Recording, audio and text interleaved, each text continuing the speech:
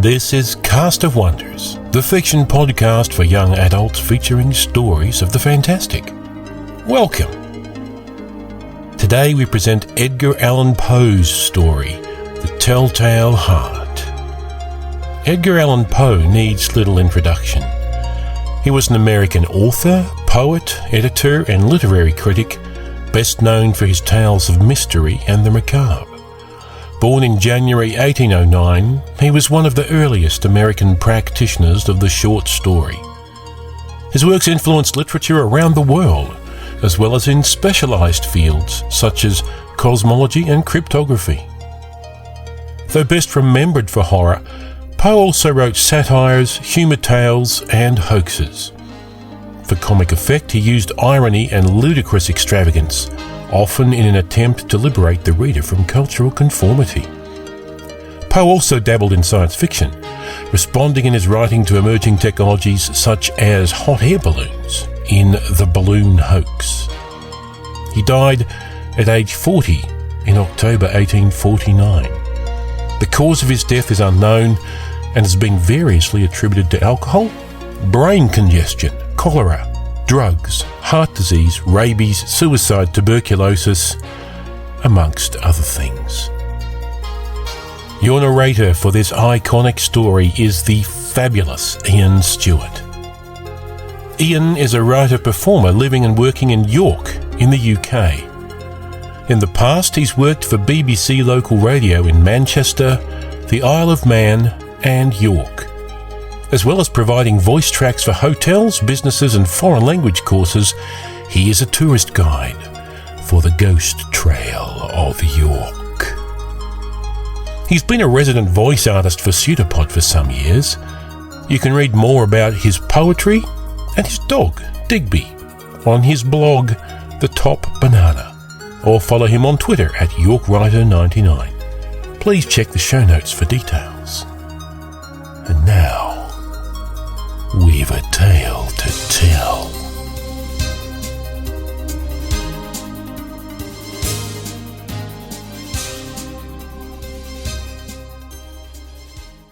The Telltale Heart by Edgar Allan Poe.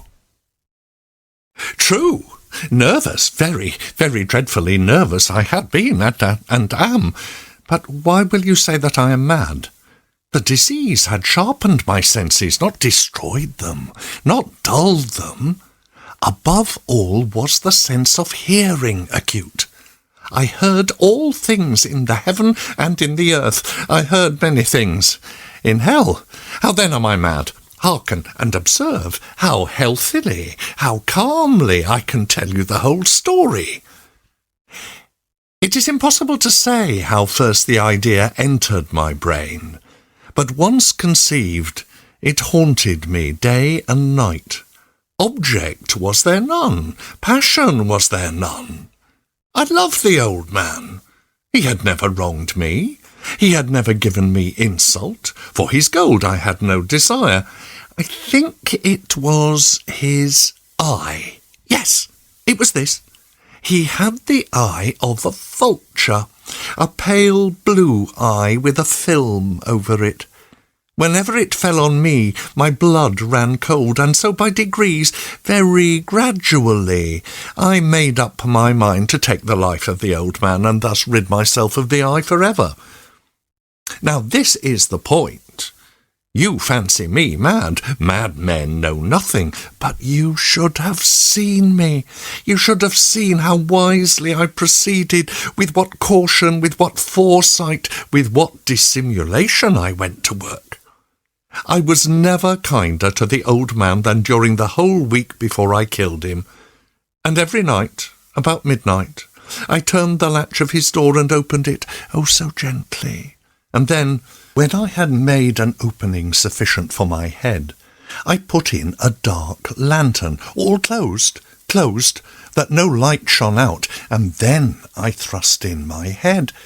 Oh, you would have laughed to see how cunningly I thrust it in. I moved it slowly, very, very slowly, so that I might not disturb the old man's sleep. It took me an hour to to place my whole head within the opening, so far that I could see him as he lay upon his bed. Would a madman have been so wise as to do this? And then, when my head was well in the room, I undid the lantern cautiously. Oh, so cautiously, for the hinges creaked. I undid it just so much that a single thin ray fell upon the vulture eye. And this I did for 7 long nights, every night, just at midnight.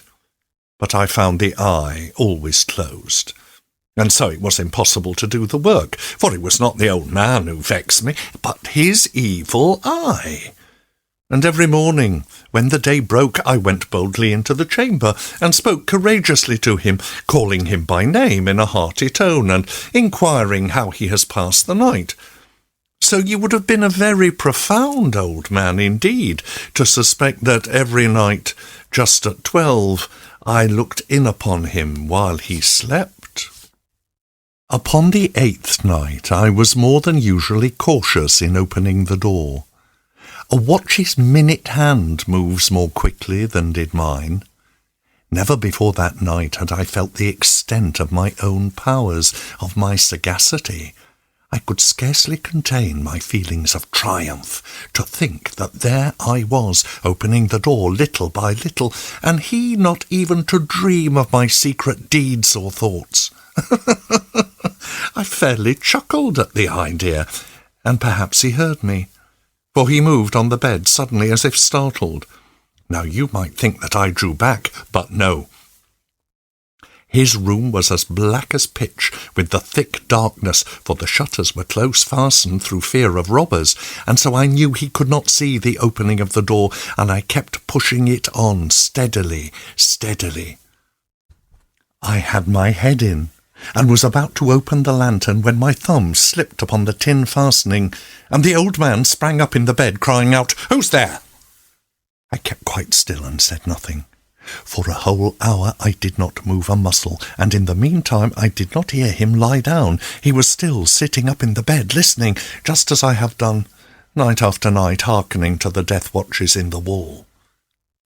Presently I heard a slight groan, and I knew it was the groan of mortal terror. It was not a groan of pain or of grief. Oh, no. It was the low, stifled sound that arises from the bottom of the soul when overcharged with awe. I knew the sound well. Many a night, just at midnight, when all the world slept, it has welled up from my own bosom, deepening with its dreadful echo the terrors that distracted me. I say I knew it well. I knew what the old man felt, and pitied him, although I chuckled at heart. I knew that he'd been lying awake ever since the first slight noise, when he turned in the bed. His fears had been ever since growing upon him. He had been trying to fancy them causeless, but could not. He'd been saying to himself, "It is nothing but the wind in the chimney. It is only a mouse crossing the floor," or "It is merely a cricket which has made a single chirp." Yes, he had been trying to comfort himself with these suppositions, but he had found all in vain, because death, in approaching him, had stalked with his black shadow before him and enveloped the victim, and it was the mournful influence of the unperceived shadow that caused him to feel, though he neither saw nor heard, to feel the presence of my head in the room. When I had waited a long time, very patiently, without hearing him lie down, I resolved to open a very, very little crevice in the lantern, so I opened it. Oh, you cannot imagine how stealthily, until at length a simple, dim ray, like the thread of a spider, shot from out the crevice and fell full upon the vulture eye. It was open, wide open, and I grew furious as I gazed upon it. I saw it with perfect distinctness, all a dull blue with a hideous veil over it that chilled the very marrow in my bones, but I could see nothing else of the old man's face or person, for I had directed the ray as if by instinct precisely upon the damned spot. And have I not told you that what you mistake for madness is but over-acuteness of the sense. Now I say, there came to my ears a low, dull, quick sound, such as a watch makes when enveloped in cotton. I knew that sound well, too. It was the beating of the old man's heart. It increased my fury, as the beating of a drum stimulates the soldier into courage. But even yet I refrained and kept still. I scarcely breathed. I held the lantern motionless. I tried how steadily I could maintain the ray upon the eye. Meantime, the hellish tattoo of the heart increased. It grew quicker and quicker, and louder at every instant. The old man's terror must have been extreme. It grew louder, I say, louder every moment. Do you mark me well that I have told you that I am nervous? So I am. And now, at the dead hour of the night, amid the dreadful silence of that old house, so strange a noise as this excited me to uncontrollable terror. Yet, for some minutes longer, I refrained and stood still. But the beating grew louder, louder. I thought the heart must burst, and now a new anxiety seized me. The sound would be heard by a neighbour. The old man's hour had come. With a loud yell I threw open the lantern and leapt into the room. He shrieked once only. In an instant I dragged him to the floor and pulled the heavy bed over him. I then smiled gaily, to find the deed so far done. But for many minutes the heart beat on with a muffled sound. This, however, did not vex me. It would not be heard through the wall. At length it ceased. The old man was dead. I removed the bed and examined the corpse. Yes, he was stone dead. I placed my hand upon the heart and held it there many minutes. There was no pulsation. He was stone dead. His eye would trouble me no more. If you still think me mad, you will think so no longer when I describe the wise precautions I took for the concealment of the body. The night waned, and I worked hastily but in silence. First of all I dismembered the corpse. I cut off the head and the arms and the legs. I then took up 3 planks from the flooring of the chamber and deposited all between the scantlings. I then replaced the boards so cleverly, so cunningly, that no human eye, not even his, could have detected anything wrong. There was nothing to wash out, no stain of any kind, no blood spot whatever. I had been too wary for that. A tub had caught all. When I had made an end of these labours, it was 4 o'clock, still dark as midnight. As the bells sounded the hour, there came a knocking at the street door. I went down to open it with a light heart, for what had I now to fear? There entered 3 men, who introduced themselves with perfect suavity as officers of the police. A shriek had been heard by a neighbour during the night. Suspicion of foul play had been aroused. Information had been lodged at the police office, and they, the officers, had been deputed to search the premises. I smiled. For what had I to fear? I bade the gentleman welcome. The shriek, I said, was one of my own in a dream. The old man, I mentioned, was absent in the country. I took my visitors all over the house. I bade them search well. I led them at length to his chamber. I showed them his treasures, secure and undisturbed. In the enthusiasm of my confidence, I brought chairs into the room and desired them here to rest from their fatigues, while I myself, in the wild audacity of my perfect triumph, placed my own seat upon the very spot beneath which reposed the corpse of the victim. The officers were satisfied. My manner had convinced them. I was singularly at ease. They sat, and while I answered cheerily, they chatted of familiar things. But ere long, I felt myself getting pale and wished them gone. My head ached, and I fancied a ringing in my ears, but still they sat and chatted. The ringing became more distinct. It continued and became more distinct. I talked more freely to get rid of the feeling, but it continued and gained definiteness until at length I found that the noise was not within my ears. No doubt I now grew very pale, but I talked more fluently and with a heightened voice, yet the sound increased. And what could I do? It was a low, dull, quick sound, much such a sound as a watch makes when enveloped in cotton. I gasped for breath, and yet the officers heard it not. I talked more quickly, more vehemently, but the noise steadily increased. I arose and argued about trifles in a high key and with violent gesticulations, but the noise steadily increased. Would they not be gone? I paced the floor to and fro with heavy strides, as if excited to fury by the observations of the men, but the noise steadily increased. Oh, God, what could I do? I foamed, I raved, I swore, I swung the chair upon which I'd been sitting and grated it upon the boards, but the noise arose over all and continually increased, grew louder, louder, louder, and still the men chatted pleasantly and smiled. Was it possible that they heard not? Almighty God, no, they heard. They suspected. They knew. They were making a mockery of my horror. This I thought, and this I think. But anything was better than this agony. Anything was more tolerable than this derision. I could bear those hypocritical smiles no longer. I felt that I must scream or die, and now again, hark, louder, louder, louder, villains!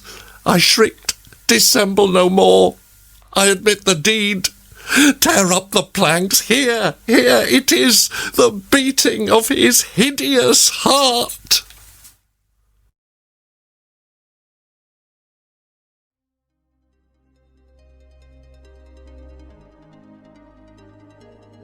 And so ends The Telltale Heart. Of this story, Edgar says, "No, I'm kidding.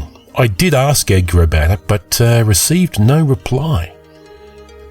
First published in January 1843, The Telltale Heart is one of Poe's most enduring works. It's been the subject of many film adaptations, both live action and animated, as well as radio plays, musical adaptations, graphic novels, and even games apps. It uses an unreliable narrator to make us question and cast doubt on the whole sequence of events. Is the protagonist sane? Is it all just an hallucination produced by guilt? It seems the one undeniable fact is that murder has been committed, but beyond that, who knows? Have you been following our serialised story Camp Myth? It's the tale of a summer camp for mythical teens. Mythical as in they're mythical creatures like fae, cyclops, kitsune and dryads. Yes, I love saying kitsune. It comes out on Wednesdays. Next up is Chapter 7. Check it out on the Cast of Wonders website at castofwonders.org/camp-myth. Cast of Wonders is a production of Wolfsbane Publishing. The editor is Marguerite Kenner. Kitsune. The audio producer and host is Graham Dunlop. Artwork is by Barry J. Northern. Kitsune. It's released under a Creative Commons Attribution Non-Commercial No Derivatives Kitsune. Share it, but don't change or sell it. Theme is Appeal to Heavens by Alexei Nov from musicalley.com.